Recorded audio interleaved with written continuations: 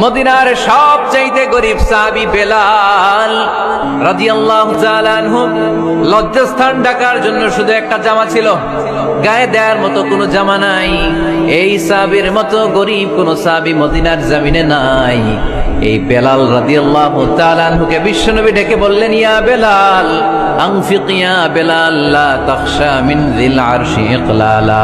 ও বেলাল, আল্লাহর রাস্তায় দান করো, কারণ আমার আল্লাহর ধনভাণ্ডারের কমতি নাই। সাইয়েদনা বেলাল রাদিয়াল্লাহু তাআলা আনহু সবচেয়ে গরিব। শুনতেছেন, বুঝতেছেন? সবচেয়ে গরিব। ডাউন পার্টটা ঢাকার মতো একটা গার্মেন্ট ছিল, একটা কাপড়, এটা পেঁচায় আসতো, নামাজ পড়তো।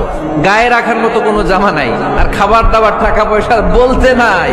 ওই সাহাবীর বিষ্ণু ইসলাম বললেন, আনফিক বেলাল, বেলাল তুমিও দান করো, তুমিও দাও, দানের হাতকে প্রশস্ত করে দাও।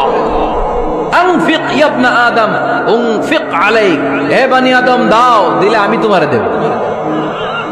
যারা দান করে বেশি তাদেরকে দেয় কে? দিলেই আসবে, না দিলে আসে না। আপনি দেন, দেখবেন আসতে শুরু করছে। এটাই সিস্টেম। দিলে কমে না, না দিলে কমে। সুবহানাল্লাহ পড়ে।